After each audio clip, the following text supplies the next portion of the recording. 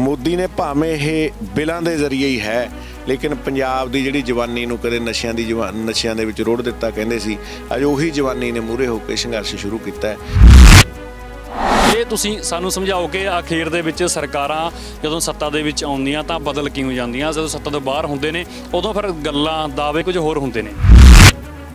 ਜਿਹੜੇ ਨਾਰੇ ਬੀਜੇਪੀ ਨੇ ਸੱਤਾ ਦੇ ਵਿੱਚ ਆਉਣ ਦੇ ਲਾਏ ਸੀਗੇ, ਉਹਨਾਂ ਦੇ ਵਿੱਚ ਇੱਕ ਨਾਰਾ ਸੀਗਾ ਕਿ ਅਸੀਂ ਸਵਾਮੀਨਾਥਨ ਕਮਿਸ਼ਨ ਦੀ ਰਿਪੋਰਟ ਲਾਗੂ ਕਰਾਂਗੇ, ਲੇਕਿਨ ਸਵਾਮੀਨਾਥਨ ਕਮਿਸ਼ਨ ਦੀ ਰਿਪੋਰਟ ਕਿੱਥੇ ਗਈ? ਤੇ ਨਾਲੇ ਇੰਡਸਟਰੀਆਂ ਵੀ ਲਿਆਉਣ, ਅਸੀਂ ਕਿਹੜਾ ਕਹਿੰਦੇ ਆ ਵੀ ਇੰਡਸਟਰੀਆਂ ਨਾ ਲਿਆਉਣ, ਪਰ ਘੱਟੋ ਘੱਟ ਇੰਡਸਟਰੀਆਂ ਉਹ ਹੋਣ ਜਿਹੜੀਆਂ ਕਿਸਾਨਾਂ ਦੇ ਹਿੱਤਾਂ ਦੇ ਵਿੱਚ ਹੋਣ।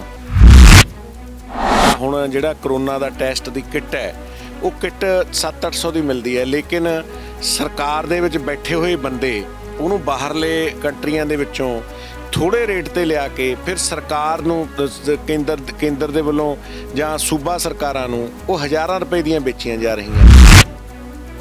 ਅੱਜ ਹਾਲਾਤ ਇਹ ਹੈ ਕਿ ਅਡਾਨੀ ਅੰਬਾਨੀਆਂ ਕੋਲ ਪੈਸਾ ਇੰਨਾ ਹੈ, ਇਹ 1 ਸਾਲ ਦੀ ਫਸਲ ਖਰੀਦ ਕੇ ਵੀ ਸਮੁੰਦਰ 'ਚ ਗੇਰ ਦੇਣਗੇ, 2 ਸਾਲ ਦੀ ਵੀ ਗੇਰ ਦੇਣਗੇ, ਲੇਕਿਨ 3 ਸਾਲ ਬਾਅਦ ਇਹ ਜਦੋਂ ਇਹਨਾਂ ਕੋਲ ਇਹਨਾਂ ਨੇ ਦੇਸ਼ ਦੇ ਵਿੱਚੋਂ ਇੰਨੇ ਜ਼ਿਆਦਾ ਫਸਲ ਨੂੰ ਬਾਹਰ ਕੱਢ ਲਿਆ ਤੇ ਦੇਸ਼ ਦੇ ਵਿੱਚ ਕੋਈ ਦਾਣਾ ਹੀ ਨਾ ਹੋਇਆ, ਦੇਸ਼ 'ਚ ਭੁੱਖਮਰੀ ਪੈ ਗਈ, ਤਾਂ ਇਹੀ ਅਡਾਨੀ ਅੰਬਾਨੀ ਫਿਰ ਉਹਨੂੰ ਕਿਸ ਰੇਟ ਵੇਚਣਗੇ ਜੀ? 8 ਤਰੀਕ ਦੀ ਕਾਲ ਦਿੱਤੀ ਗਈ ਹੈ ਭਾਰਤ ਬੰਦ ਦੀ, ਤਾਂ ਫਿਰ ਮੀਟਿੰਗਾਂ 'ਚੋਂ ਨਿਕਲ ਕੇ ਕਿਉਂ ਨਹੀਂ ਆਉਂਦਾ? ਜੇਕਰ ਸਰਕਾਰ ਲਗਾਤਾਰ ਮੀਟਿੰਗਾਂ ਸੱਦ ਵੀ ਰਹੀ ਹੈ ਤਾਂ ਫਿਰ ਜੋ ਦਬਾਅ ਹੈ ਸਰਕਾਰ ਦੇ ਉੱਤੇ ਉਹ ਕਿਸ ਪੱਧਰ ਤੇ ਹੈ? ਸਰਕਾਰ ਨਹੀਂ ਚਾਹੁੰਦੀ ਅਸੀਂ ਇਹ ਕਾਨੂੰਨ ਰੱਦ ਕਰੀਏ, ਕਿਉਂਕਿ ਸਰਕਾਰ ਦੇ ਉੱਤੇ ਦਬਾਅ ਉਹਨਾਂ ਇੰਡਸਟਰੀਅਲਿਸਟਾਂ ਦਾ ਹੈ ਜਿਹੜੇ ਇੰਡਸਟਰੀਅਲਿਸਟਾਂ ਨੇ ਪੈਸਾ ਦੇ ਕੇ ਇਹ ਸਰਕਾਰ ਸੱਤਾ 'ਚ ਲਿਆਂਦੀ ਹੈ। ਕਿਸਾਨ ਜਥੇਬੰਦੀਆਂ ਦੀ ਇਹ ਗੱਲ ਹੈ ਨਾ ਕਿ ਮਜਬੂਰ ਕਰ ਦੇਣਗੇ ਉਹ ਇਸ ਪੱਧਰ ਤੇ ਕਿਸਾਨੀ ਨੂੰ ਲੈ ਆਉਣਗੇ, ਪੰਜਾਬ ਨੂੰ ਲੈ ਆਉਣਗੇ ਕਿ ਅਸੀਂ ਆਪ ਕੰਟਰੈਕਟ ਫਾਰਮਿੰਗ ਰਾਹੀਂ ਜ਼ਮੀਨਾਂ ਦੇਵਾਂਗੇ ਠੇਕੇ। ਆਪਣੀ ਮਾਂ ਕਿੱਤਾ ਖੇਤੀਬਾੜੀ ਹੈ, ਇੱਕ ਮਾਂ ਦੇ ਬਰਾਬਰ ਮਾਤਾ ਜਨਮ ਭੂਮੀ ਹੈ ਮਾਤਾ ਕਿ ਆਪਾਂ ਜ਼ਮੀਨ ਨੂੰ ਕਿਹਾ ਜਾਂਦਾ, ਪਰ ਅਸੀਂ ਇਹਨੂੰ ਬਿਲਕੁਲ ਉਹਨਾਂ ਨੂੰ ਵੜਨ ਨਹੀਂ ਦੇਵਾਂਗੇ। ਜੋ ਸਾਡੇ ਅਸੀਂ ਕਰਨਾ ਹੋਇਆ ਅਡਵਾਨੀ ਨੂੰ ਅਸੀਂ ਮਾਰਨ ਪਿੱਛੇ ਵੀ ਨਹੀਂ ਹਟਾਂਗੇ। ਪੰਜਾਬ ਤੇ ਹਰਿਆਣਾ ਨੂੰ MSP ਮਿਲਦੀ ਸੀ, ਹੁਣ ਦੂਜੇ ਜੋ ਰਾਜਾਂ ਤੋਂ ਸਟੇਟਾਂ ਤੋਂ ਲੋਕ ਕਿਸਾਨ ਆ ਰਹੇ ਨੇ, ਕਹਿੰਦੇ ਕਿ ਸਾਨੂੰ ਵੀ MSP ਦਿਓ। ਤੁਹਾਨੂੰ ਲੱਗਦਾ ਕਿ ਕਿਤੇ ਨਾ ਕਿਤੇ ਸਰਕਾਰ BJP ਸਰਕਾਰ ਲਈ ਵੀ ਇਹ ਮੁਸ਼ਕਿਲ ਖੜੀ ਹੋ ਜਾਊਗੀ? ਪਹਿਲਾਂ 2 ਸਟੇਟਾਂ ਨੂੰ MSP ਮਿਲਦੀ ਸੀ, ਹੁਣ ਸਾਰੇ ਉਹ ਮੰਗ ਕਰ ਰਹੇ ਨੇ MSP ਦੀ। ਇਕੱਲਾ ਪੰਜਾਬ ਤੇ ਹਰਿਆਣਾ ਹੀ ਭਾਰਤ ਦਾ ਹਿੱਸਾ ਨਹੀਂ ਹੈ, UP ਵੀ ਭਾਰਤ ਦਾ ਹਿੱਸਾ ਹੈ, ਬਿਹਾਰ ਵੀ ਭਾਰਤ ਦਾ ਹਿੱਸਾ ਹੈ। ਜੇ UP ਬਿਹਾਰ ਦੇ ਵਿੱਚ MSP ਹੁੰਦੀ ਤਾਂ ਉੱਥੇ ਦੇ 50-50, 20-20, 30-30 ਕਿੱਲਿਆਂ ਵਾਲੇ ਬੰਦੇ ਸਾਡੇ ਪੰਜਾਬ ਦੇ ਵਿੱਚ ਦਿਹਾੜੀਆਂ ਕਿਉਂ ਕਰਦੇ? ਕੋਈ ਜੋ ਹੁਕਮ ਅਮਿਤ ਸ਼ਾਹ ਤੇ ਮੋਦੀ ਜੀ ਨੇ ਕਰਨਾ ਉਹੀ ਹੈ, ਲੇਕਿਨ ਮੈਂ ਫਿਰ ਵੀ ਅਸੀਂ ਇੱਕ ਵਾਰੀ ਕਹਿੰਦੇ ਹਾਂ ਕਿ ਇੰਨੇ ਗਰੂਰ ਦੇ ਵਿੱਚ ਨਹੀਂ ਆਉਣਾ ਚਾਹੀਦਾ। ਕਿਸਾਨ ਸਾਰਿਆਂ ਦਾ ਸਾਂਝਾ ਹੈ, ਮੋਦੀ ਜੀ ਦਾ ਵੀ ਹੈ, ਅਮਿਤ ਸ਼ਾਹ ਜੀ ਦਾ ਵੀ ਹੈ, ਇਸ ਬਿੱਲ ਨੂੰ ਰੱਦ ਕਰ ਦੇਣਾ ਚਾਹੀਦਾ।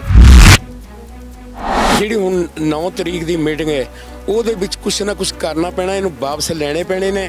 ਜੇ ਇਹਨੇ ਵਾਪਸ ਨਾ ਲਏ ਪਰ ਅੱਗੇ ਵਾਸਤੇ ਸਾਡੇ ਲੀਡਰ ਕਿਸਾਨ ਜਥੇਬੰਦੀਆਂ ਦੇ ਸਾਰੇ ਆਲ ਇੰਡੀਆ ਜਥੇਬੰਦੀਆਂ ਇਕੱਠੀਆਂ ਹੋ ਗਈਆਂ ਨੇ, ਬਾਕੀ ਸਾਰੇ ਪਿੱਛੇ ਨਹੀਂ ਮੁੜਨਗੇ। ਮੰਨ ਲਓ ਅੱਜ ਇਹ ਸ਼ਰਤਾਂ ਇਹ ਉਹਦੇ ਵਿੱਚ ਅਮੈਂਡਮੈਂਟ ਕਰ ਦਿੰਦੇ ਆ, 8-9 ਸੋਧਾਂ ਕਰ ਦਿੰਦੇ ਆ, ਉਹਦੇ ਵਿੱਚ ਕੱਲ੍ਹ ਨੂੰ ਇੱਕ ਫੇਰ ਪਾ ਦਿਆ ਕਰਨਗੇ, ਫੇਰ ਇੱਕ ਕਰ ਦਿਆ ਕਰਨਗੇ, ਫੇਰ ਕਰ ਦਿਆ ਕਰਨਗੇ, ਬਿੱਲ ਤਾਂ ਖੜਾ ਹੈ ਨਾ ਜੀ।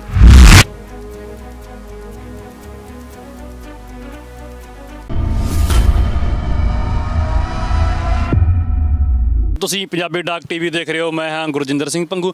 ਲਗਾਤਾਰ ਕਿਸਾਨਾਂ ਦੀਆਂ ਮੀਟਿੰਗਾਂ ਤਾਂ ਲਗਾਤਾਰ ਚੱਲ ਰਹੀਆਂ ਨੇ ਕੇਂਦਰ ਦੀ ਹਕੂਮਤ ਦੇ ਨਾਲ, ਪਰ ਗੱਲ ਕਿਸੇ ਤਣ ਪੱਤਣ ਨਹੀਂ ਲੱਗ ਰਹੀ। ਇੱਕ ਮੀਟਿੰਗ ਤੋਂ ਬਾਅਦ ਦੂਜੀ ਮੀਟਿੰਗ ਦੀ ਤਰੀਕ ਤੈਅ ਕਰ ਦਿੱਤੀ ਜਾਂਦੀ ਹੈ। ਕੇਂਦਰ ਸਰਕਾਰ ਇਸ ਗੱਲ 'ਤੇ ਤਾਂ ਆ ਗਈ ਹੈ ਕਿ ਤੁਸੀਂ ਮਦਾਂ ਦੇ ਵਿੱਚ ਸੋਧ ਕਰਵਾ ਲਓ, ਆਰਡੀਨੈਂਸਾਂ ਦੇ ਵਿੱਚ, ਕਾਨੂੰਨਾਂ ਦੇ ਵਿੱਚ ਸੋਧ ਕਰਵਾ ਲਓ, ਪਰ ਰੱਦ ਕਰਵਾਉਣ ਦੇ ਉੱਤੇ ਕੇਂਦਰ ਸਰਕਾਰ ਵੀ ਅੜੀ ਹੋਈ ਹੈ। ਦੂਜੇ ਪਾਸੇ ਕਿਸਾਨ ਜਥੇਬੰਦੀਆਂ, ਕਿਸਾਨਾਂ ਦਾ ਕਹਿਣਾ ਹੈ ਕਿ ਸਾਡੀ ਤਾਂ ਇੱਕੋ ਗੱਲ ਹੈ ਕਿ ਜੋ ਇਹ ਕਾਨੂੰਨ ਨੇ ਇਹ ਰੱਦ ਕੀਤੇ ਜਾਣ। ਅਸੀਂ ਕਿਸੇ ਵੀ ਮਦ ਦੇ ਉੱਤੇ ਵਿਸ਼ਵਾਸ ਨਹੀਂ ਕਰਦੇ ਤੇ ਨਾ ਸਾਨੂੰ ਜ਼ਰੂਰਤ ਹੈ ਇਹਨਾਂ ਮਦਾਂ ਵਾਪਸ ਕਰਾਉਣ ਦੀ। ਅਸੀਂ ਰੱਦ ਕਰਾਉਣੇ ਤਾਂ ਕਾਨੂੰਨ ਰੱਦ ਕਰਾਉਣੇ ਨੇ। ਕੇਂਦਰ ਸਰਕਾਰ ਦੀ ਅੜੀ ਹੈ, ਹਕੂਮਤ ਦੀ ਅੜੀ ਹੈ ਕਿ ਤੁਸੀਂ ਸੋਧ ਕਰਵਾ ਸਕਦੇ ਹੋ, ਕਾਨੂੰਨ ਰੱਦ ਨਹੀਂ ਹੁੰਦੇ ਹੈਗੇ। ਸਰਕਾਰਾਂ ਸਮੇਂ-ਸਮੇਂ ਸਿਰ ਅੜੀਆਂ ਕਰਦੀ ਰਹੀਆਂ ਨੇ ਤੇ ਆਪਣੇ ਫੈਸਲੇ ਵਾਪਸ ਵੀ ਕਰਦੀ ਰਹੀਆਂ ਨੇ। ਕਿਸੇ ਵੇਲੇ ਗੱਲ ਸੀ ਕਿ ਸਰਕਾਰ ਦਾ, ਹਕੂਮਤ ਦਾ ਕਹਿਣਾ ਸੀ ਕਿ ਅਸੀਂ ਪੰਜਾਬੀ ਸੂਬਾ ਨਹੀਂ ਦੇਣਾ, ਪਰ ਪੰਜਾਬੀ ਸੂਬਾ ਅਗਲਿਆਂ ਨੇ ਲੈ ਲਿਆ ਸੀ। ਸੰਘਰਸ਼ ਕਰਨੇ ਪੈਂਦੇ ਨੇ, ਲੜਨਾ ਪੈਂਦਾ, ਆਪਣੇ ਹੱਕਾਂ ਲਈ ਲੜਨਾ ਪੈਂਦਾ, ਫਿਰ ਕਿਤੇ ਜਾ ਕੇ ਕੁਝ ਮਿਹਨਤ ਦਾ ਮੁੱਲ ਪੱਲੇ ਪੈਂਦਾ। ਲਗਾਤਾਰ ਅਸੀਂ ਆਪਣੇ ਚੈਨਲਾਂ ਜ਼ਰੀਏ ਤੁਹਾਨੂੰ ਕਵਰੇਜ ਦਿਖਾ ਰਹੇ ਹਾਂ ਕਿਸਾਨਾਂ ਦਾ ਜੋ ਅੰਦੋਲਨ ਹੈ, ਕਿਸਾਨਾਂ ਦਾ ਜੋ ਸੰਘਰਸ਼ ਹੈ, ਉਹ ਕਿੱਥੇ ਤੱਕ ਪਹੁੰਚਿਆ, ਕਿੱਥੇ ਤੱਕ ਕੱਪੜਿਆ। ਅੱਜ ਅਸੀਂ ਮੌਜੂਦ ਹਾਂ ਦਿੱਲੀ, ਉੱਥੇ ਮੌਜੂਦ ਹਾਂ ਜਿੱਥੇ ਕਿਸਾਨਾਂ ਨੇ ਇੱਕ ਅਲੱਗਾ ਪੰਜਾਬ ਵਸਾਤਾ, ਜਿੱਥੇ ਉਹ ਲੱਖਾਂ ਦੀ ਤਾਦਾਦ ਦੇ ਵਿੱਚ ਪਹੁੰਚੇ ਹੋਏ ਨੇ। ਤੇ ਅਸੀਂ ਮੌਜੂਦ ਹਾਂ, ਗੱਲ ਕਰਾਂਗੇ ਕਿਸਾਨਾਂ ਨਾਲ ਤੇ ਜਾਣਾਂਗੇ ਹਾਲਾਤ ਕੀ ਨੇ। ਸਭ ਤੋਂ ਪਹਿਲਾਂ ਗੱਲ ਕਰਾਂਗੇ ਪੰਥਕ ਅਕਾਲੀ ਲਹਿਰ ਦੇ ਮੁੱਖ ਬੁਲਾਰੇ ਸਰਦਾਰ ਜੋਗਾ ਸਿੰਘ ਚਾਪੜ, ਜੋ ਲਗਾਤਾਰ ਜਦੋਂ ਤੋਂ ਇਹ ਕਾਨੂੰਨ ਪਾਸ ਹੋਏ ਨੇ 5 ਜੂਨ ਤੋਂ, ਜਦੋਂ ਤੋਂ ਇਹ ਆਰਡੀਨੈਂਸ ਆਏ ਨੇ, ਉਦੋਂ ਤੋਂ ਲਗਾਤਾਰ ਕਿਸਾਨਾਂ ਦੇ ਨਾਲ ਤੁਰ ਰਹੇ ਨੇ ਤੇ ਇਸ ਪੂਰੀ ਮੂਵਮੈਂਟ ਨੂੰ ਉਹ ਬੜੇ ਨੇੜੇ ਤੋਂ ਦੇਖ ਰਹੇ ਨੇ। ਸਰਕਾਰ ਦੀ ਵੀ ਉਹ ਗਤੀਆਂ ਵਿਧੀਆਂ ਨੇੜੇ ਤੋਂ ਦੇਖ ਰਹੇ ਨੇ, ਕਿਉਂਕਿ ਸਿਆਸਤ ਦੇ ਨਾਲ ਬੜਾ ਪੁਰਾਣਾ ਲੰਮਾ ਇੱਕ ਰਿਸ਼ਤਾ ਨਾਤਾ ਰਿਹਾ ਉਹਨਾਂ ਦਾ। ਉਹਨਾਂ ਤੋਂ ਹੀ ਸ਼ੁਰੂ ਕਰਾਂਗੇ, ਉਹਨਾਂ ਨਾਲ ਗੱਲਬਾਤ ਕਰਾਂਗੇ। ਚੱਪੜ ਸਾਹਿਬ, ਸਰਕਾਰ ਅੜੀ ਕਿਉਂ ਹੋਈ ਹੈ?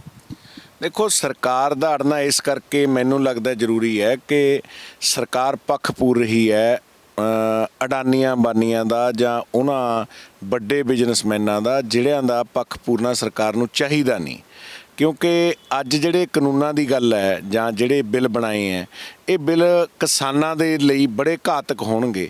ਸਰਕਾਰਾਂ ਬਣਦੀਆਂ ਤਾਂ ਹੁੰਦੀਆਂ ਲੋਕਾਂ ਦੀ ਸਹੂਲਤਾਂ ਦੇ ਲਈ, ਲੋਕਾਂ ਦੇ ਲਈ ਚੰਗੇ ਕਾਨੂੰਨ ਬਣਾਉਣ ਦੇ ਲਈ, ਲੇਕਿਨ ਇਹ ਪਹਿਲੀ ਮਰਤਬਾ ਦੇਖ ਰਹੇ ਹੈ ਜਿਹੜੀ ਬੀਜੇਪੀ ਦੀ ਮੋਦੀ ਸਰਕਾਰ ਹੈ ਕਿ ਉਹ ਕਾਨੂੰਨ ਲੈ ਕੇ ਆ ਰਹੀ ਹੈ ਜਿਹੜੇ ਕਾਨੂੰਨਾਂ ਦੇ ਲਾਗੂ ਤਾਂ ਬਿੱਲ ਤਾਂ ਬਣ ਗਏ, ਲੇਕਿਨ ਹੁਣ ਜਦੋਂ ਹੌਲੀ ਹੌਲੀ ਇਹਨਾਂ ਨੇ ਸਲੋ ਪੋਇਜ਼ਨ ਵਾਂਗੂ ਕੰਮ ਕਰਨਾ ਹੈ ਤਾਂ ਉਹ ਤੋਂ ਬਾਅਦ ਕਿਸਾਨਾਂ ਨੇ ਹੌਲੀ ਹੌਲੀ ਇਹਦੇ ਅਜਿਹੇ ਹਾਲਾਤ ਪੈਦਾ ਹੋ ਜਾਣੇ ਹੈ ਕਿ ਟੋਟਲ ਕਿਸਾਨਾਂ ਨੇ ਇਹਦੀ ਉਹਦੇ ਵਿੱਚ ਬਹਿ ਜਾਣਾ ਹੈ, ਵਹਿਣ ਦੇ ਵਿੱਚ ਬਹਿ ਜਾਣਾ ਹੈ ਔਰ ਕਿਸਾਨਾਂ ਨੂੰ ਇਹਦੇ ਬੜੇ ਭਿਆਨਕ ਸਿੱਟੇ ਨਿਕਲਣਗੇ। ਲੇਕਿਨ ਜਿਹੜਾ ਤੁਸੀਂ ਸਵਾਲ ਕੀਤਾ ਹੈ ਕਿ ਕੇਂਦਰ ਅੜ ਕਿਉਂ ਰਿਹਾ ਹੈ, ਇਹਦੇ ਪਿੱਛੇ ਕਾਰਨ ਇਹੀ ਹੈ ਕਿ ਜਿਹੜੀ ਮੋਦੀ ਸਰਕਾਰ ਹੈ ਉਹ ਵੱਡੇ ਹਜ਼ਾਰੇਦਾਰਾਂ ਦਾ ਪੱਖ ਪੂਰ ਰਹੀ ਹੈ। ਚੱਪੜ ਸਾਹਿਬ, ਇੱਕ ਮੈਂ ਇਹ ਗੱਲ ਸਮਝਣਾ ਚਾਹੁੰਦਾ, ਕੁਝ ਦਿਨ ਪਹਿਲਾਂ ਅਖਬਾਰ ਦੇ, ਪੰਜਾਬ ਦੇ ਵੱਡੇ ਅਖਬਾਰ ਦੇ ਵਿੱਚ ਛਪਿਆ ਸੀ ਕਿ ਨਰਿੰਦਰ ਮੋਦੀ ਪਹਿਲਾਂ ਵਿਰੋਧ ਕਰਦਾ ਸੀ ਇਹਨਾਂ ਕਾਨੂੰਨਾਂ ਦਾ। ਉਸ ਤੋਂ ਬਾਅਦ ਤੁਸੀਂ ਦੇਖਿਆ ਹੋਣਾ ਕਿ ਸੁਸ਼ਮਾ ਸਵਰਾਜ ਦੀ ਇੱਕ ਵੀਡੀਓ ਵਾਇਰਲ ਹੁੰਦੀ ਹੈ ਜਿਹਦੇ 'ਚ ਉਹ ਵਿਰੋਧ ਕਰਦੇ ਆ ਰਹੇ ਨੇ ਇਸ ਕਾਰਪੋਰੇਟ ਖੇਤੀ ਦਾ। ਫਿਰ ਇਹ ਸਰਕਾਰਾਂ ਉੱਤੇ ਕਿਹੜੇ ਦਬਾਅ ਨੇ? ਇਹ ਤੁਸੀਂ ਸਾਨੂੰ ਸਮਝਾਓ ਕਿ ਅਖੀਰ ਦੇ ਵਿੱਚ ਸਰਕਾਰਾਂ ਜਦੋਂ ਸੱਤਾ ਦੇ ਵਿੱਚ ਆਉਂਦੀਆਂ ਤਾਂ ਬਦਲ ਕਿਉਂ ਜਾਂਦੀਆਂ, ਜਦੋਂ ਸੱਤਾ ਤੋਂ ਬਾਹਰ ਹੁੰਦੇ ਨੇ ਉਦੋਂ ਫਿਰ ਗੱਲਾਂ ਦਾਅਵੇ ਕੁਝ ਹੋਰ ਹੁੰਦੇ ਨੇ। ਦੇਖੋ, ਜਿਹੜੇ ਨਾਅਰੇ ਬੀਜੇਪੀ ਨੇ ਸੱਤਾ ਦੇ ਵਿੱਚ ਆਉਣ ਦੇ ਲਾਏ ਸੀਗੇ, ਉਹਨਾਂ ਦੇ ਵਿੱਚ ਇੱਕ ਨਾਅਰਾ ਸੀਗਾ ਕਿ ਅਸੀਂ ਸਵਾਮੀਨਾਥਨ ਕਮਿਸ਼ਨ ਦੀ ਰਿਪੋਰਟ ਲਾਗੂ ਕਰਾਂਗੇ। ਲੇਕਿਨ ਸਵਾਮੀਨਾਥਨ ਕਮਿਸ਼ਨ ਦੀ ਰਿਪੋਰਟ ਕਿੱਥੇ ਗਈ? ਮੈਂ ਤੁਹਾਡੇ ਜਾਣਕਾਰੀ ਦੇ ਵਿੱਚ, ਤੁਹਾਡੇ ਚੈਨਲ ਦੇ ਮਾਧਿਅਮ ਨਾਲ ਜਾਣਕਾਰੀ 'ਚ ਵਾਧਾ ਕਰਾਂ। ਮੇਰੇ ਨਾਲ ਸਰਦਾਰ ਗੁਰਮੇਲ ਸਿੰਘ ਜੀ ਬੋਸਰ ਕਲਾਂ ਬੈਠੇ ਆ, ਸਰਦਾਰ ਸਤਨਾਮ ਸਿੰਘ ਜੀ ਬਹਿਰੂ ਜਿਹੜੇ ਸਾਡੇ ਬੜੇ ਵੱਡੇ ਕਿਸਾਨ ਨੇਤਾ ਹੈ, ਉਹਨਾਂ ਨੇ ਸਵਾਮੀਨਾਥਨ ਕਮਿਸ਼ਨ ਦੀ ਰਿਪੋਰਟ ਦੇ ਉੱਤੇ ਸੁਪਰੀਮ ਕੋਰਟ ਤੱਕ ਵੀ ਲੜਾਈ ਲੜੀ ਹੈ। ਔਰ ਅੱਜ ਉਹੀ ਸਵਾਮੀਨਾਥਨ ਕਮਿਸ਼ਨ ਦੀ ਰਿਪੋਰਟ ਹੈ ਜਿਹੜੀ ਉਹ ਜਦੋਂ ਬੀਜੇਪੀ ਸੱਤਾ ਦੇ ਵਿੱਚ ਆ ਗਈ ਤਾਂ ਇਹਨਾਂ ਨੇ ਉਹਨੂੰ ਤਾਂ ਬਸਤੇ ਦੇ ਵਿੱਚ ਬੰਦ ਕਰਤਾ, ਲੇਕਿਨ ਜਦੇ ਪੱਖ ਪੂਰਨ ਲੱਗ ਗਈ ਅਡਾਨੀਆਂ ਤੇ ਬਾਨੀਆਂ ਦਾ। ਔਰ ਜੇ ਅਸੀਂ ਪਿੱਛੇ ਜਾ ਕੇ ਦੇਖੀਏ ਤਾਂ ਇਹ ਵੀ ਪਤਾ ਲੱਗਦਾ ਹੈ ਕਿ ਬੀਜੇਪੀ ਦੀ ਸਰਕਾਰ ਜਦੋਂ ਬਣਨੀ ਸੀਗੀ ਇਸ ਟਰਮ ਤੋਂ ਪਹਿਲੀ ਟਰਮ, ਤਾਂ ਉਹਨਾਂ ਨੇ ਇਹ ਕਿਹਾ ਸੀਗਾ ਇਹ 2-3 ਲੀਡਰਾਂ ਨੂੰ ਕਿ ਜਿਹੜਾ ਵੱਧ ਫੰਡਿੰਗ ਕਰੂਗਾ ਉਹਨੂੰ ਪ੍ਰਧਾਨ ਮੰਤਰੀ ਦਾ ਕੈਂਡੀਡੇਟ ਅਨਾਉਂਸ ਕੀਤਾ ਜਾਊਗਾ। ਉਹਦੇ ਵਿੱਚ ਮਿਸਟਰ ਮੋਦੀ ਜੀ ਦੇ ਜਿਹੜੇ ਹੈਗੇ ਸੀਗੇ ਤਲਕਾਤ, ਉਹ ਇਹਨਾਂ ਨਾਲ ਅਡਾਨੀ ਅੰਬਾਨੀਆਂ ਨਾਲ ਹੋਣ ਕਰਕੇ ਗੁਜਰਾਤ ਦੇ ਇਹ ਮੁੱਖ ਮੰਤਰੀ ਸੀ, ਉੱਥੇ ਇਹਨਾਂ ਨੇ ਬੜੇ ਵੱਡੇ ਪ੍ਰੋਜੈਕਟ ਲੈ ਕੇ ਗਏ ਇਹ ਐਜ਼ ਏ ਮੁੱਖ ਮੰਤਰੀ ਹੁੰਦੇ ਹੋਏ, ਤੇ ਇਹਨਾਂ ਨਾਲ ਸੰਬੰਧ ਸੀ। ਇਹਨਾਂ ਨੇ ਫਿਰ ਉਹ ਫੰਡਿੰਗ ਦਾ ਅਰੇਂਜਮੈਂਟ ਕਰ ਲਿਆ ਸੀ ਤੇ ਅੱਜ ਉਹੀ ਮੁੱਲ ਹੈ ਜਿਹੜਾ ਮਿਸਟਰ ਮੋਦੀ ਹੈ ਜਿਹੜੇ ਸਾਡੇ ਪ੍ਰਧਾਨ ਮੰਤਰੀ, ਉਹ ਮੁੱਲ ਮੋੜ ਰਹੇ ਹੈ। ਪਰ ਮੁੱਲ ਤਾਂ ਜ਼ਰੂਰ ਮੋੜਨ, ਪਰ ਮੁੱਲ ਮੋੜਨ ਦੇ ਲਈ ਇਹਨਾਂ ਨੂੰ ਇਹ ਨਹੀਂ ਚਾਹੀਦਾ ਕਿ ਇਹ ਸਾਰੇ ਦੇਸ਼ ਦੇ ਜਿਹੜੇ ਕਿਸਾਨ ਹੈ ਕਿਸਾਨਾਂ ਨੂੰ ਵੇਚ ਦੇਣ। ਚਾਹੀਦਾ ਇਹਨਾਂ ਨੂੰ ਇਹ ਹੈ ਕਿ ਚੰਗੇ ਕਾਨੂੰਨ ਬਣਾਉਣ, ਚੰਗੇ ਕਾਨੂੰਨ ਬਣਾ ਕੇ ਇਹ ਮਤਲਬ ਨਾਲੇ ਤਾਂ ਦੇਸ਼ ਦੇ ਕਿਸਾਨਾਂ ਦਾ ਪੱਖ ਪੂਰਨ ਤੇ ਨਾਲੇ ਇੰਡਸਟਰੀਆਂ ਵੀ ਲਿਆਉਣ। ਅਸੀਂ ਕਿਹੜਾ ਕਹਿੰਦੇ ਆ ਵੀ ਇੰਡਸਟਰੀਆਂ ਨਾ ਲਿਆਉਣ, ਪਰ ਘੱਟੋ ਘੱਟ ਇੰਡਸਟਰੀਆਂ ਉਹ ਹੋਣ ਜਿਹੜੀਆਂ ਕਿਸਾਨਾਂ ਦੇ ਹਿੱਤਾਂ ਦੇ ਵਿੱਚ ਹੋਣ। ਕੇਵਲ ਦੋ ਤਰ੍ਹਾਂ ਦੀ ਦੋ ਇੰਡਸਟਰੀਅਲਿਸਟਾਂ ਦੇ ਲਈ ਸਾਰੇ। ਅੱਛਾ, ਇੱਕ ਗੱਲ ਮੈਂ ਹੋਰ ਕਹਿਣਾ, ਜੇਕਰ ਇਹ ਕਾਨੂੰਨ ਲਾਗੂ ਹੁੰਨੇ ਹੈ ਤਾਂ ਇਹਦੇ ਨਾਲ ਛੋਟਾ ਇੰਡਸਟਰੀਅਲਿਸਟ ਵੀ ਪੀੜਿਆ ਜਾਣਾ ਹੈ, ਇਹਦੇ ਨਾਲ ਛੋਟਾ ਦੁਕਾਨਦਾਰ, ਛੋਟਾ ਸਰਮਾਏਦਾਰ, ਸਾਰੇ ਲੋਕਾਂ ਨੂੰ ਇਹ ਕਾਨੂੰਨ ਖਤਮ ਕਰਨਗੇ। ਚੱਪੜ ਸਾਹਿਬ, ਗੱਲ ਤਾਂ ਨਾ ਇਹ ਵੀ ਨਿਕਲ ਕੇ ਆ ਰਹੀਆਂ ਨੇ ਕਿ ਜੋ ਕਾਰਪੋਰੇਟ ਵਰਲਡ ਹੈ ਇਹ ਇਕੱਲੇ ਹਿੰਦੁਸਤਾਨ ਲੈਵਲ ਤੇ ਨਹੀਂ, ਇਹਦੇ ਵਿੱਚ ਦਖਲ ਅੰਦਾਜ਼ੀ ਇੰਟਰਨੈਸ਼ਨਲ ਲੈਵਲ ਤੇ ਹੈ, ਚਾਹੇ ਵੱਡੀਆਂ ਕੰਪਨੀਆਂ ਹੋਣ। ਦੇਖੋ, ਇਹਦੇ ਵਿੱਚ ਕੋਈ ਦੋ ਰਾਵਾਂ ਨਹੀਂ ਹੈਗੀਆਂ। ਮੈਂ ਹੁਣ ਤੁਹਾਡੀ ਜਾਣਕਾਰੀ 'ਚ ਵਾਧਾ ਕਰਾਂ, ਜਾਣਕਾਰੀ ਤਾਂ ਤੁਹਾਡੇ ਕੋਲ ਹੈ ਉਹ, ਲੇਕਿਨ ਮੈਂ ਚਾਹੁੰਦਾ ਕਿ ਜਿੰਨਾ ਕੁ ਸਾਨੂੰ ਪਤਾ ਹੈ, ਪਿੱਛੇ ਜੇ ਕਰੋਨਾ ਦੀ ਬਿਮਾਰੀ ਚੱਲੀ ਹੈ। ਕਰੋਨਾ ਦੀ ਬਿਮਾਰੀ ਦੇ ਵਿੱਚ ਬੜੇ ਵੱਡੇ ਪੱਧਰ ਤੇ ਜਿਵੇਂ ਮਾਸਕ ਹੋ ਗਏ, ਮਾਸਕ ਦੀ ਬਲੈਕ ਕਿਹਨੇ ਕੀਤੀ ਹੈ ਜੀ? ਉਹ ਇਹਨਾਂ ਲੋਕਾਂ ਨੇ ਕੀਤੀ ਹੈ। ਆ ਹੁਣ ਜਿਹੜਾ ਕਰੋਨਾ ਦਾ ਟੈਸਟ ਦੀ ਕਿੱਟ ਹੈ, ਉਹ ਕਿੱਟ 700-800 ਦੀ ਮਿਲਦੀ ਹੈ, ਲੇਕਿਨ ਸਰਕਾਰ ਦੇ ਵਿੱਚ ਬੈਠੇ ਹੋਏ ਬੰਦੇ ਉਹਨੂੰ ਬਾਹਰਲੇ ਕੰਟਰੀਆਂ ਦੇ ਵਿੱਚੋਂ ਥੋੜ੍ਹੇ ਰੇਟ ਤੇ ਲਿਆ ਕੇ ਫਿਰ ਸਰਕਾਰ ਨੂੰ ਕੇਂਦਰ ਦੇ ਵੱਲੋਂ ਜਾਂ ਸੂਬਾ ਸਰਕਾਰਾਂ ਨੂੰ ਉਹ ਹਜ਼ਾਰਾਂ ਰੁਪਏ ਦੀਆਂ ਵੇਚੀਆਂ ਜਾ ਰਹੀਆਂ। ਹੁਣ ਕੀ ਮਹਿਸੂਸ ਹੁੰਦਾ ਇਹਨਾਂ ਲੋਕਾਂ ਨੂੰ ਕਿ ਜਦੋਂ ਕਰੋਨਾ ਆਇਆ, ਕਰੋਨਾ ਦੇ ਸਮੇਂ ਦੌਰਾਨ ਮਾਸਕ ਹੈ ਜਿਹੜਾ ਉਹਦੇ ਵਿੱਚੋਂ ਬੜੇ ਪੈਸੇ ਖਾਏ ਗਏ, ਕਿੱਟਾਂ ਦੇ ਵਿੱਚੋਂ ਖਾਏ ਗਏ, ਤਾਂ ਇਹਨਾਂ ਨੇ ਕਿਹਾ ਕਰੋਨਾ ਵਰਗੇ ਭਿਆਨਕ ਸਮੇਂ ਦੇ ਵਿੱਚ ਵੀ ਮਾਸਕ, ਕਿੱਟਾਂ ਵਗੈਰਾ ਤਾਂ ਅਸੀਂ ਉਹ ਕਰ ਲਈਆਂ, ਲੇਕਿਨ ਜਿਹੜਾ ਲੰਗਰ ਹੈ, ਲੰਗਰ ਗੁਰੂ ਦਾ ਇਹ ਪੰਜਾਬ ਦੇ ਸਿੱਖਾਂ ਨੇ ਲਾਇਆ ਜਾਂ ਕਿਸਾਨਾਂ ਨੇ ਲਾਇਆ। ਤਾਂ ਇਹਨਾਂ ਨੇ ਸੋਚਿਆ ਕਿ ਇੱਕ ਲੰਗਰ ਅਜਿਹੀ ਚੀਜ਼ ਹੈ ਜਿਹੜੀ ਚੀਜ਼ ਨੂੰ ਅਸੀਂ ਕੰਟਰੋਲ ਕਰਕੇ, ਕਿਸਾਨੀ ਦਾ ਜਿਹੜਾ ਇਹ ਅਨਾਜ ਹੈ ਇਹਨੂੰ ਕੰਟਰੋਲ ਕਰਕੇ ਇਹਨੂੰ ਵੀ ਅਸੀਂ ਫਿਰ ਟਾਈਮ ਪੈਣ 'ਤੇ ਇਹਨੂੰ ਵੀ ਅਸੀਂ ਕਾਲਾਬਾਜ਼ਾਰੀ ਕਰ ਸਕਦੇ ਹਾਂ। ਸੋ ਇਹਦੇ ਪਿੱਛੇ ਕਰਨੀ ਤਾਂ ਇਹਨਾਂ ਨੇ ਕਾਲਾਬਾਜ਼ਾਰੀ ਉਹ ਹੈ। ਅੱਜ ਹਾਲਾਤ ਇਹ ਹੈ ਕਿ ਅਡਾਨੀ ਅੰਬਾਨੀਆਂ ਕੋਲ ਪੈਸਾ ਇੰਨਾ ਹੈ, ਇਹ 1 ਸਾਲ ਦੀ ਫਸਲ ਖਰੀਦ ਕੇ ਵੀ ਸਮੁੰਦਰ 'ਚ ਗੇਰ ਦੇਣਗੇ, 2 ਸਾਲ ਦੀ ਵੀ ਗੇਰ ਦੇਣਗੇ, ਲੇਕਿਨ 3 ਸਾਲ ਬਾਅਦ ਇਹ ਜਦੋਂ ਇਹਨਾਂ ਕੋਲ ਮਤਲਬ ਇਹਨਾਂ ਨੇ ਦੇਸ਼ ਦੇ ਵਿੱਚੋਂ ਇੰਨੇ ਜ਼ਿਆਦਾ ਮਤਲਬ ਫਸਲ ਨੂੰ ਬਾਹਰ ਕੱਢ ਲਿਆ ਤੇ ਦੇਸ਼ ਦੇ ਵਿੱਚ ਕੋਈ ਦਾਣਾ ਹੀ ਨਾ ਹੋਇਆ, ਦੇਸ਼ 'ਚ ਭੁੱਖਮਰੀ ਪੈ ਗਈ, ਤਾਂ ਇਹੀ ਅਡਾਨੀ ਅੰਬਾਨੀ ਫਿਰ ਉਹਨੂੰ ਕਿਸ ਰੇਟ ਵੇਚਣਗੇ ਜੀ? ਇਹ ਫਿਰ ਉਸੇ ਫਸਲ ਨੂੰ ਉਸ ਰੇਟ ਵੇਚਣਗੇ ਕਿ ਲੋਕਾਂ ਨੂੰ ਕਹਿਣਗੇ ਕਿ ਜੇ ਤੁਸੀਂ ਫਸਲ ਲੈਣੀ ਹੈ ਤਾਂ ਤੁਸੀਂ ਸਾਨੂੰ ਜ਼ਮੀਨ ਦਿਓ, ਤੁਸੀਂ ਸਾਨੂੰ ਇਹ ਕਰੋ। ਅੱਖ ਤਾਂ ਇਹਨਾਂ ਦੀ ਪੰਜਾਬ ਦੀ ਜਾਂ ਭਾਰਤ ਦੀ ਪੂਰੀ ਜ਼ਮੀਨ 'ਤੇ ਹੈ ਕਿ ਅਸੀਂ ਪੂਰਾ ਭਾਰਤ ਖਰੀਦਣਾ ਹੈ। ਸੋ ਸਰਕਾਰਾਂ ਕਾਨੂੰਨ ਤਾਂ ਬਣਾਉਂਦੀਆਂ ਹੁੰਦੀਆਂ ਕਿ ਦੇਸ਼ ਦੇ ਲੋਕਾਂ ਦੀ ਬਿਹਤਰੀ ਕਰੀਏ, ਲੇਕਿਨ ਇਹ ਪਹਿਲਾ ਕਾਨੂੰਨ ਹੈ ਕਿ 2 ਬੰਦਿਆਂ ਨੂੰ ਸਾਰਾ ਭਾਰਤ ਸੰਭਾਲੀਏ। ਤੇ ਲਗਾਤਾਰ ਨਾ ਮੀਟਿੰਗਾਂ ਨਿਰੰਤਰ ਜਾਰੀ ਨੇ ਕਿਸਾਨਾਂ ਨਾਲ। ਹੁਣ 9 ਤਰੀਕ ਦੀ ਮੀਟਿੰਗ ਰੱਖੀ ਗਈ ਹੈ, ਉਸ ਤੋਂ ਪਹਿਲਾਂ ਜਥੇਬੰਦੀਆਂ ਵੱਲੋਂ 8 ਤਰੀਕ ਦੀ ਕਾਲ ਦਿੱਤੀ ਗਈ ਹੈ ਭਾਰਤ ਬੰਦ ਦੀ। ਤਾਂ ਫਿਰ ਮੀਟਿੰਗਾਂ 'ਚੋਂ ਨਿਕਲ ਕੇ ਕਿਉਂ ਨਹੀਂ ਆਉਂਦਾ? ਜੇਕਰ ਸਰਕਾਰ ਲਗਾਤਾਰ ਮੀਟਿੰਗਾਂ ਸੱਦ ਵੀ ਰਹੀ ਹੈ ਤਾਂ ਫਿਰ ਜੋ ਦਬਾਅ ਹੈ ਸਰਕਾਰ ਦੇ ਉੱਤੇ ਉਹ ਕਿਸ ਪੱਧਰ ਤੇ ਹੈ? ਸਰਕਾਰ ਦੇ ਉੱਤੇ ਦਬਾਅ ਤਾਂ ਉਸੇ ਪੱਧਰ ਤੇ ਹੈ ਜੀ। ਮੈਂ ਇੱਕੋ ਗੱਲ ਕਹਿਣਾ ਹੈ ਕਿ ਸਰਕਾਰ ਨਹੀਂ ਚਾਹੁੰਦੀ ਅਸੀਂ ਇਹ ਕਾਨੂੰਨ ਰੱਦ ਕਰੀਏ, ਕਿਉਂਕਿ ਸਰਕਾਰ ਦੇ ਉੱਤੇ ਦਬਾਅ ਉਹਨਾਂ ਇੰਡਸਟਰੀਲਿਸਟਾਂ ਦਾ ਹੈ ਜਿਹੜੇ ਇੰਡਸਟਰੀਲਿਸਟਾਂ ਨੇ ਪੈਸਾ ਦੇ ਕੇ ਇਹ ਸਰਕਾਰ ਸੱਤਾ 'ਚ ਲਿਆਂਦੀ ਹੈ। ਸਰਕਾਰ ਹੁੰਦੀ ਹੈ ਲੋਕਤੰਤਰ ਦਾ ਹਿੱਸਾ, ਲੋਕਾਂ ਦਾ ਤੰਤਰ। ਅੱਜ ਇਹ ਸਰਕਾਰ ਲੋਕਤੰਤਰ ਨਾ ਬਣ ਕੇ ਅਡਾਨੀ ਬੰਦੀ ਤੰਤਰ ਬਣ ਕੇ ਰਹਿ ਗਿਆ। ਹੁਣ ਸਾਡੇ ਜਿਹੜੇ ਕਿਸਾਨ ਯੂਨੀਅਨ ਦੇ ਆਗੂ ਹੈ, ਲੀਡਰ ਹੈ, ਜਦੋਂ ਇਹ ਮੀਟਿੰਗ ਕਰਨ ਜਾਂਦੇ ਹੈ ਤਾਂ ਇਹ ਉਹਨਾਂ ਨੂੰ ਸਮਝਾਉਣ ਲੱਗ ਜਾਂਦੇ ਆ ਕਿ ਆਪਕੋ ਇਸ ਬਿੱਲ ਕੇ ਬਾਰੇ में नहीं पता। ਜਦੋਂ ਇਹਨਾਂ ਨੇ GST ਲਿਆਂਦਾ, इन्होंने कहा कि ये GST बहुत अच्छा है, व्यापारियों को इनके बारे पता नहीं, बाद में समझ आएगा। धारा 370 तोड़ी, ये 370 बहुत अच्छी है, इनको बाद में समझ आएगी। फिर इन्होंने अपना नोटबंदी करी, ये नोटबंदी बड़ा अच्छा काम है, देशवासियों को बाद में समझ आएगा। तुसीं ये दसो जिन्ने भी बिल लैके आया मोदी दी गौरमेंट, ये दसो ये हरेक गल च कहते रहे कि बाद च समझ आऊ, ये है देश दे लई चंगा। पर सानू तो अज तक समझ नहीं आया कि मोदी ते अमित शाह की मतलब किहड़े स्कूल दे पढ़े हुए हैं। ये बाद च कहने सानू तो पहले ही नहीं समझ आ रही है पढ़े हुए कित्थे दे की। आ लखां दी तादाद दे विच इकट्ठ है जिहड़ा कल्ले पंजाब दा नहीं, पंजाब दे नाल नाल हरियाणा भी है, यूपी भी है, होर स्टेटां भी है। कि ये सारे अनपढ़ है? कल्ला अमित शाह ते मोदी ही पढ़े लिखे हैं जिहड़े अडानी दे कहण ते बिल बना रहे हैं? इत्थों तक कि असीं अज मन रहे हैं ਜਿਹੜੇ ਮਿਨਿਸਟਰ ਮੀਟਿੰਗ ਦੇ ਵਿੱਚ ਭੇਜੇ ਜਾਂਦੇ ਆ, ਹੱਥ ਉਹਨਾਂ ਦੇ ਵੀ ਕੁਛ ਨਹੀਂ, ਉਹ ਵੀ ਇਕੱਲੀ ਮੀਟਿੰਗ ਕਰਨੇ ਆ ਰਹੇ ਆ, ਉਹ ਵੀ ਇੱਕ ਸਿਰਫ ਅੱਗੇ ਉਹੀ ਪਿਆਦੇ ਬਣੇ ਹੋਏ ਆ, ਉਹਨਾਂ ਦੇ ਵੀ ਹੱਥ ਕੁਛ ਨਹੀਂ, ਤੇ ਉਹ ਵੀ ਜੋ ਹੁਕਮ ਅਮਿਤ ਸ਼ਾਹ ਤੇ ਮੋਦੀ ਜੀ ਨੇ ਕਰਨਾ ਉਹੀ ਹੈ। ਲੇਕਿਨ ਮੈਂ ਫਿਰ ਵੀ ਅਸੀਂ ਇੱਕ ਵਾਰੀ ਕਹਿੰਦੇ ਆ ਕਿ ਇੰਨੇ ਗਰੂਰ ਦੇ ਵਿੱਚ ਨਹੀਂ ਆਉਣਾ ਚਾਹੀਦਾ। ਕਿਸਾਨ ਸਾਰਿਆਂ ਦਾ ਸਾਂਝਾ ਹੈ, ਮੋਦੀ ਜੀ ਦਾ ਵੀ ਹੈ, ਅਮਿਤ ਸ਼ਾਹ ਜੀ ਦਾ ਵੀ ਹੈ। ਇਸ ਬਿੱਲ ਨੂੰ ਰੱਦ ਕਰ ਦੇਣਾ ਚਾਹੀਦਾ, ਕਿਉਂਕਿ ਜੇ ਕਿਸਾਨ ਹੀ ਮਰ ਗਿਆ, 45% ਡਾਇਰੈਕਟਲੀ ਕਿਸਾਨੀ ਦੇ ਨਾਲ ਜੁੜੇ ਹੋਏ ਲੋਕ ਹੈ, 35% ਇਨਡਾਇਰੈਕਟਲੀ ਹੈ। ਜੇ 80% ਲੋਕ ਇਸ ਬਿੱਲ ਦੇ ਆਉਣ ਨਾਲ ਖਤਮ ਹੋ ਜਾਂਦੇ ਹੈ।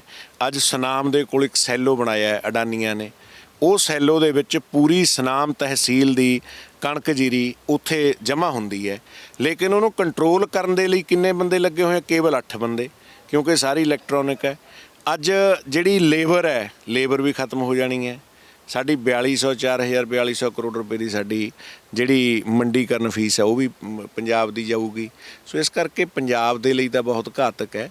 ਇਸ ਕਰਕੇ ਸਾਰੇ ਪੰਜਾਬੀ ਅੱਜ ਇਕਮੁੱਠ ਹੋ ਕੇ ਇਸ ਬਿੱਲ ਦਾ ਵਿਰੋਧ ਕਰ ਰਹੇ ਹਾਂ। ਰਾਤਾਂ ਨੂੰ 12 ਵਜੇ ਤੱਕ, 11 ਵਜੇ ਤੱਕ ਅਸੀਂ ਸਾਰੇ ਇਕੱਠੇ ਹੋ ਕੇ ਇਸ ਬਿੱਲ ਦਾ ਵਿਰੋਧ ਕਰ ਰਹੇ ਹਾਂ।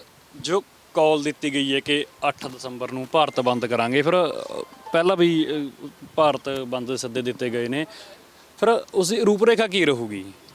ਉਹਦੀ ਰੂਪਰੇਖਾ ਦੇਖੋ, ਜਿਵੇਂ ਹੁਣ ਮੇਰੇ ਨਾਲ ਸਰਦਾਰ ਗੁਰਮੇਲ ਸਿੰਘ ਜੀ ਬੋਸਰ ਕਲਾਂ, ਇਹ ਸਾਡੇ ਕਿਸਾਨ ਯੂਨੀਅਨ ਦੇ ਨੇਤਾ ਨੇ, ਉਹਦੀ ਰੂਪਰੇਖਾ ਬਾਰੇ ਇਹ ਵੱਧ ਦੱਸਣਗੇ, ਇਹ ਸਾਡੇ ਨਾਲ ਹੈ। ਸੋ ਮੈਂ ਸਮਝਦਾ ਕਿ ਉਹਦੀ ਰੂਪਰੇਖਾ ਜਿਵੇਂ ਪਹਿਲਾਂ ਕਿਸਾਨ ਜਥੇਬੰਦੀਆਂ ਨੇ ਕਾਲ ਦਿੱਤੀ ਹੈ, ਉਸੇ ਕਾਲ ਦੇ ਉੱਤੇ ਸਮੁੱਚੇ ਪੰਜਾਬ ਸਮੇਤ ਸਮੁੱਚੇ ਭਾਰਤ ਦੇ ਵਿੱਚ ਉਹ ਸਾਰਾ ਕੁਝ ਸਿਸਟਮ ਸੈੱਟ ਹੋਇਆ ਤੇ ਉਹਦੇ ਹੁਕਮ, ਉਸ ਕਾਲ ਦੇ ਮੁਤਾਬਕ ਹੀ, ਪ੍ਰੋਗਰਾਮ ਮੁਤਾਬਕ ਹੀ ਸਾਰੇ ਦੇਸ਼ ਵਾਸੀਆਂ ਨੇ ਉਹਦਾ ਸਾਥ ਦਿੱਤਾ ਹੈ। ਸੋ ਮੈਂ ਸਮਝਦਾ ਜਿਵੇਂ ਕਿਸਾਨ ਆਗੂ ਹੈ ਤੁਹਾਨੂੰ ਦੱਸਣਗੇ, ਉਹ ਸਾਰਾ ਪ੍ਰੋਗਰਾਮ ਹੈ ਜੋ ਉਹ ਸਹੀ ਹੋਊਗਾ ਜੀ। ਔਰ ਕਿਸਾਨ ਆਗੂ ਵੀ ਬਹੁਤ ਸਹੀ ਫੈਸਲੇ ਲੈ ਰਹੇ ਹੈ, ਕਿਉਂਕਿ ਸਾਡੀਆਂ ਜਿੰਨੀਆਂ ਵੀ ਕਿਸਾਨ ਜਥੇਬੰਦੀਆਂ ਨੇ ਏਕਤਾ ਕੀਤੀ ਹੋਈ ਹੈ, ਉਹ ਇਸ ਗੱਲ ਤੇ ਵਜਿੱਦ ਹੈ ਕਿ ਸਾਡੀ ਇਹ ਨੌਜਵਾਨੀ ਦਾ ਫੈਸਲਾ ਹੈ। ਐਡਾ ਵੱਡਾ ਜਿਹੜਾ ਸੰਘਰਸ਼ ਹੈ, ਮੇਰਾ ਖਿਆਲ ਹੈ ਇਹ ਮੇਰੀ ਜ਼ਿੰਦਗੀ ਦਾ ਪਹਿਲੀ ਮਰਤਬਾ ਹੈ। ਸਾਡੇ ਹੋਰ ਬਜ਼ੁਰਗਾਂ ਨੇ ਕੋਈ ਐਡਾ ਵੱਡਾ ਸੰਘਰਸ਼ ਦੇਖਿਆ ਹੋਵੇ ਵੱਖਰੀ ਗੱਲ ਹੈ। ਐਡਾ ਵੱਡਾ ਸੰਘਰਸ਼ ਇੱਕੇ ਦੇ ਵਿੱਚੋਂ ਸਾਨੂੰ ਜ਼ਰੂਰ ਵਧੀਆ ਗੱਲ ਲੱਗੀ ਹੈ, ਮੋਦੀ ਨੇ ਭਾਵੇਂ ਇਹ ਬਿੱਲਾਂ ਦੇ ਜ਼ਰੀਏ ਹੀ ਹੈ, ਲੇਕਿਨ ਪੰਜਾਬ ਦੀ ਜਿਹੜੀ ਜਵਾਨੀ ਨੂੰ ਕਦੇ ਨਸ਼ਿਆਂ ਦੇ ਵਿੱਚ ਰੋੜ ਦਿੱਤਾ ਕਹਿੰਦੇ ਸੀ, ਅੱਜ ਉਹੀ ਜਵਾਨੀ ਨੇ ਮੂਹਰੇ ਹੋ ਕੇ ਸੰਘਰਸ਼ ਸ਼ੁਰੂ ਕੀਤਾ ਹੈ। ਸੋ ਇਹ ਸਾਡੇ ਲਈ ਇੱਕ ਗੁੱਡ ਸੰਕੇਤ ਵੀ ਹੈ। ਭਾਵੇਂ ਮੋਦੀ ਨੇ ਇੱਕ ਅਜਿਹਾ ਬਿੱਲ ਲਾਗੂ ਕੀਤਾ ਸੀ ਜਿਹੜਾ ਕਿਸਾਨਾਂ ਦੇ ਲਈ ਘਾਤਕ ਸੀ, ਲੇਕਿਨ ਜਿਹੜੀ ਨੌਜਵਾਨੀ ਨੇ ਅੱਗੇ ਹੋ ਕੇ ਇਹ ਚੈਲੰਜ ਕਬੂਲ ਕੀਤਾ ਹੈ, ਇਹ ਚੈਲੰਜ ਕਬੂਲ ਕਰਨਾ ਅਸੀਂ ਇਹਨੂੰ ਸ਼ੁਭ ਸੰਕੇਤ ਮੰਨਦੇ ਹਾਂ। ਬੋਸਰ ਸਾਹਿਬ, ਜੇਕਰ ਕਾਨੂੰਨ ਵਾਪਸ ਨਹੀਂ ਕਰਦੀ ਸਰਕਾਰ, ਤਾਂ ਫਿਰ ਅੱਗੇ ਲੜਾਈ ਇਹ ਕਿਸ ਪੱਧਰ ਤੇ ਲੜੀ ਜਾਵੇ?